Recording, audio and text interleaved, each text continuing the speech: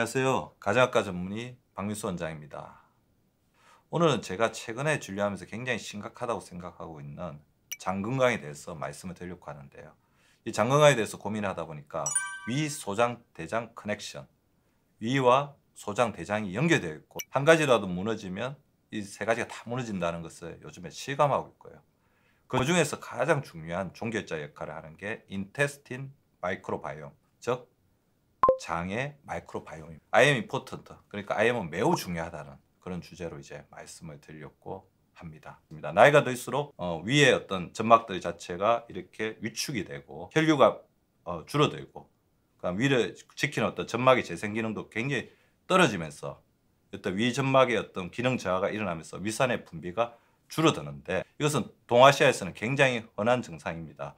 그래서 크로닉 애트로피 게스타이스, 만성 위축성 위염 같은 경우에는 이것 자체가 여러 가지 앞으로 위암으로 이렇게 전환되는 어떤 문제들도 일으키지만 위산 자체를 제대로 만들어내지 못하면서 우리 전신 건강을 굉장히 나쁘게 하는 여러 가지 작용들을 일으키고 있는데요. 우리나라 사람들은 위산을 너무 이제 적대시하죠. 하지만 위산은 굉장히 우리 몸에서 중요한 역할을 합니다. 소화 흡수, 이제 분해하는 작용을 합니다. 그리고 면역력을 지키는 역할을 하죠. 그래서 우리가 위산이 제대로 음식물을 분해하지 못하면 우리가 작은 단위 쪼개져서 우리 몸에 흡수될 수 있는 비타민이나 미네랄로 전환이 되지 못하기 때문에 영양 결핍 상태에 시달리게 됩니다. 아까 그분이 손톱이 계속 갈라지고 탈모가 있다고 했는데 그런 부분도 그런 영향을 받는 거죠. 우리가 살기 위해서는 음식을 먹어야 되잖아요. 근데 음식은 음식으로만 들어오는 게 아니죠. 음식물에 들어있는 여러 가지 세균이나 바이러스, 여러 가지 유해 물질들이 같이 들어오게 되는데 이것을 1차적으로 살균시키는 가장 중요한 작용하는 것이 바로 위산인데 이거를 PPI로 다 막아버리면 그런 살균 작용을 못하게 됩니다. 그랬을 때 1차적으로 이렇게 이런 다양한 증상, 변비, 그다음에 가스, 그다음에 소화가 안 되고 이런 작용들을 받는 것 못지않게 하부에 있는 연쇄적인 소장과 대장의 장들의 부담을 주고 문제를 일으킨다는 건데요. 정상적인 장의 세균 진화가 역차적이다. 이게 무슨 말이냐면 위에는 위산이 원활하게 분비되면서 청정 상태를 유지해야 되기 때문에 세균이 살아서는 안 되죠. 거의 세균이 없고요. 소장에도 아주 필요한 만큼 소장의 기능을 유지할 만큼의 균만 살아야 됩니다. 그리고 이것이 이제 방음막이 이렇게 없어지면서 대장에는 오히려 이제 굉장히 풍부한 어떤 장내 마이크로바이옴이 형성이 되면서 이 음식물들을 발효시키고 그다음에 흡수하고 그러면서 면역 세포들을 도와주는 우리 몸의 장내 마이크로바이옴의 풍부한 원천 역할을 해야 되는, 그래서 장의 세균 진담은 거의 없다가 소수 있다가 아주 풍부해지는 이 역차적인 상태가 돼야 되는데 이게 무너지게 되면 굉장히 심각한 문제를 일으킬 수 있고 아까 그 여자 환자분이 대표적인 케이스가 되었고 이거는 나이가 들면서 생기는 만성적인 위축성 위염에 위장점막의 위축 증상에 더해서 우리가 PPI 제제를 남용했을 때 더욱더 강화될 수 있는 부작용이 있고 부작용이라고 할 수가 있는데요. 자, 이분 같은 경우 아까 배에 가스가 차면서 소화가 안 되고 복통과 설사가 계속해서 교대를 하면서 삶의 질이 굉장히 떨어진 증상을 야기하고 있는데 바로 이분의 증상은 SIBO, Small Intestinal Bacterial Overgrowth, 즉 소장에 필요 이상의 세균이 가다 증식되었다는 거죠. PPI 제제의 장기 복용 자체가 무분별한 남용에 영향을 미쳤다고 볼 수 있는데요. 자, 우리 소장은 필요 이상의 세균이 사는 것에 대해서 굉장히 취약합니다.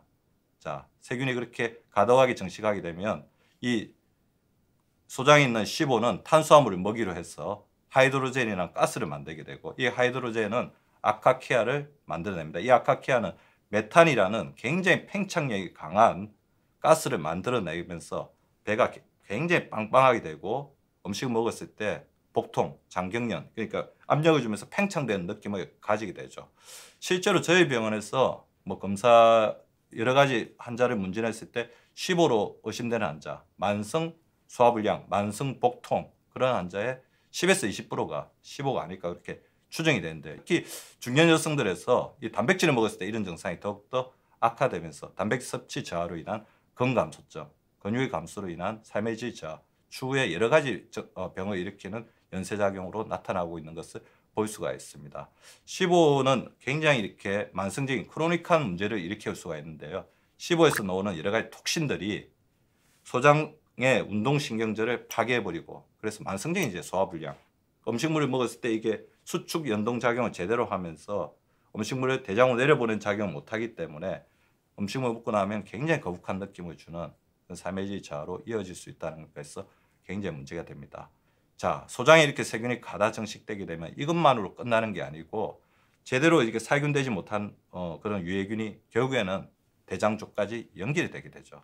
대장의 리퀴거 신드롬, 자, 디스바이오시스, 바이오시스가 파괴되는 증상은 다양한 원인들이 있죠. 항생제의 남용이라든지, 그 다음에 정제탄수화물, 그 다음에 여러 가지 진통제 복용, 운동 부족, 스트레스 등이 있겠지만 아까 말씀드린 것처럼 위에서 소화를 제대로 살균시켜주지 못하고 15가 있으면서 거기에 있는 부담이 순차적으로 라지 인테스틴까지 증가되는 것을 많이 볼 수가 있는데요. 자, 그래서 대장에 필요 이상의 세균이 과도하게 정식하게 되면 이 유해균 자체가 유익균을 압도하면서 장내 세균이 디스바이오시스 상태가 되게 됩니다.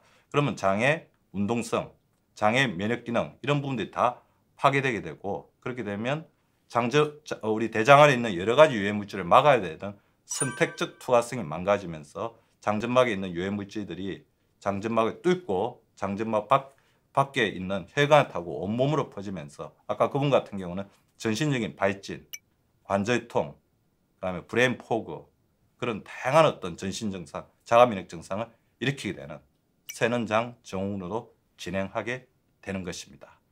자, 이런 분들이 지금 점점 굉장히 늘어나고 있는 것 같습니다. 그래서 저 같은 경우에는 두 가지 치료법을 쓰게 됩니다. 장의 마이크로바이옴 균형을 잘 맞춰주는 치료하고 계셨으면 소화불량을 제대로 치료하는데 조금 우선점을 두고 있고요.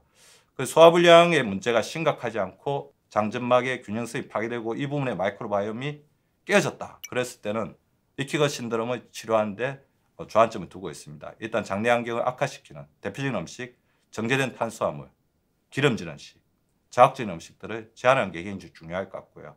자, 이렇게 장내 세균의 어떤 유해균이 늘어났다고 한다면 리팜피신과 같은 노르믹스라고 되어 있죠. 단기간 항생제 요법을 통해서 이걸 제한해 주는 게 좋을 것 같고, 아까처럼 위산 분비를 제대로 하지 못하면서 음식물을 소화시키지 못하시는 분들이라고 하면 발효 음식, 소화효소가 풍부한 음식을 드시게 하고 소화효소제를 처방하는 것도 굉장히 도움이 될 수 있습니다. 파괴된 잔증막을 재생시키기 위해서 최근에 제가 많이 쓰고 있는 게 필수지방산, 오메가3, 아연 등의 미네랄에 글루타민 등을 같이 복합해서 치료했을 때 굉장히 도움이 되고요. 그 다음에 생활 습관을 통해서 이런 부분들을 잘 교정해 주는 게 굉장히 중요합니다. 특히 이제 운동이 굉장히 중요합니다.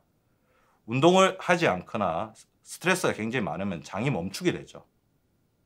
우리가 움직이면 장도 따라서 움직이거든요. 스트레스가 많은 사람도 장이 멈추게 됩니다. 스트레스를 줄여주고 운동을 하는 게 중요하고요. 자, 이런 부분들과 더불어서 우리가 해야 되는 가장 중요한 역할이 장내 유해균을 제압하고 유익균의 파트너가 되어줄 수 있는 좋은 유익균을 이노큘레이션, 재접종시켜주는 게 굉장히 중요합니다. 그래서 AGS 치료할 때 그 사람에 맞는 유산균, 그리고 아까 말씀드렸던 위, 소장, 대장이 연결되어 있기 때문에 이 연결성을 강화시켜 줄 수 있는 그런 어떤 유산균을 제대로 이렇게 맞춤형으로 제공해 주는 게 굉장히 중요하다는 것을 감안하고 그렇게 치료를 하고 있는데요. 우리가 나이가 들어가면서 장은 점점 노화가 되고 나이의 변화도 있지만 스트레스, 그다음에 식이와 영양의 불균형, 각종 약물들 자체가 끊임없이 유익균을 공격하고 유해균을 정식시키는 데 작용하게 됩니다. 장의 노화를 막는 것이야말로 항노화 전략의 가장 핵심적인 전략이라고 할 수 있을 것 같습니다. 그렇다면 위기에 처한 한국인의 장을 지키기 위해서 한국인의 특성에 맞는, 한국인을 위한, 한국인에 맞는, 한국인에서 넣은 유산균을 접종하는 것이 매우 중요하다고 생각이 됩니다.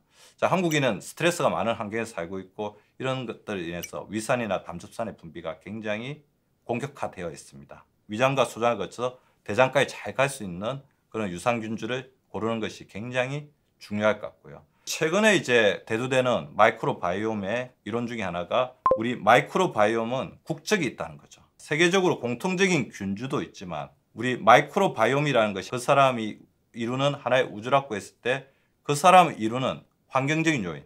자, 그렇다면 한국인을 이루는 환경적인 요인, 토양적인 요인, 문화적인 요인, 그리고 우리가 수천 년 동안 먹어온, 수만 년 동안 먹은 음식으로부터 유래한 독특한 특성을 가지고 있다는 거죠. 여기 보시듯이 스페인이나 인도나 방글라데시나 한국 사람이나 각각 그 나라 사람들에게 특화된 그런 마이크로바이옴, 독특한 마이크로바이옴 균주들이 따로 있다는 건데요.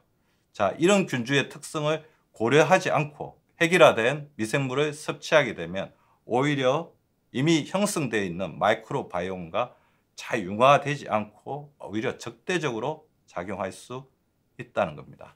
자, 국가별 대표 장내 미생물이 다른 만큼 그 국가의 상황에 맞는 그 장내 미생물을 제대로 이렇게 추출해서 복용했을 때만이 오히려 기존에 형성되어 있는 장내 마이크로바이옴과 시너지를 이루면서 더욱더 강력한 효과를 이룰 수 있다. 자, 한국인의 마이크로바이옴과 융화되는 그런 어떤 균주를 고르는 것이 굉장히 중요할 것 같습니다. 따라서 한국인으로부터 분리하여 한국인 대상의 인체 임상을 통해서 한국 공인기관의 균주 등록을 완료한 한국인에게 맞는 한국인의 마이크로바이옴, 형성되는 마이크로바이옴에 잘 융화될 수 있는 유산균을 고르는 게 매우 중요하다는 것을 말씀드리고 싶습니다.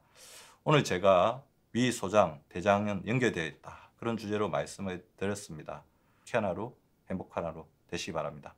감사합니다. 구독과 좋아요는 박미수 박사 TV를 지속시키는 생명력입니다. 많이 구독해 주시고 좋아요를 눌러 주시기 바랍니다. 항상 감사드립니다.